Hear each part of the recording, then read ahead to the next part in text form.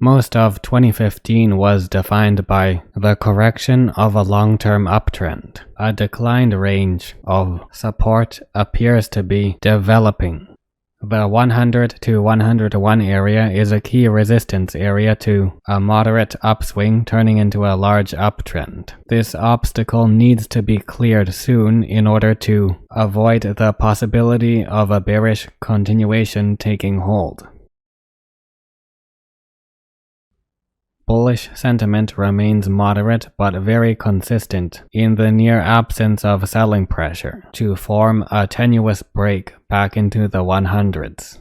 A preliminary trend line marks the approximate trajectory. It is not ideal because the second upswing point is essentially just the single large green candle at the end of February. But it is adequate for the short term during this less common occurrence of a fairly steep incline, with volume staying mostly at below normal levels.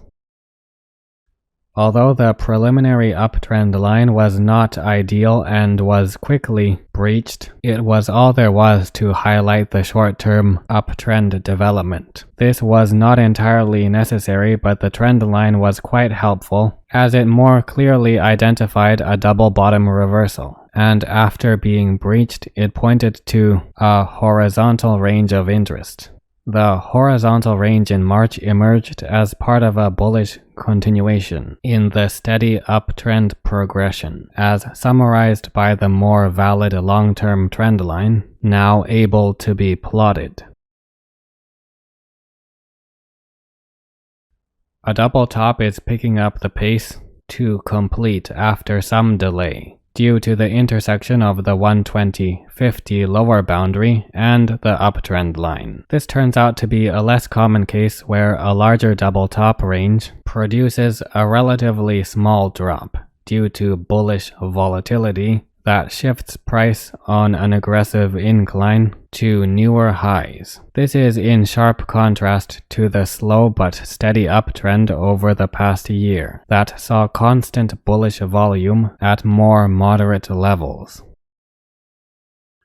In the preceding years, the adjusted long-term uptrend line is useful in marking the approximate trajectory of the larger uptrend that presents much stronger bullish volume to match the upward price action compared to 2016. During a major bearish reversal, the old 120s area becomes a key support, and the 145 to 160 area becomes the site of some range-bound trading. These levels can be highly influential later on.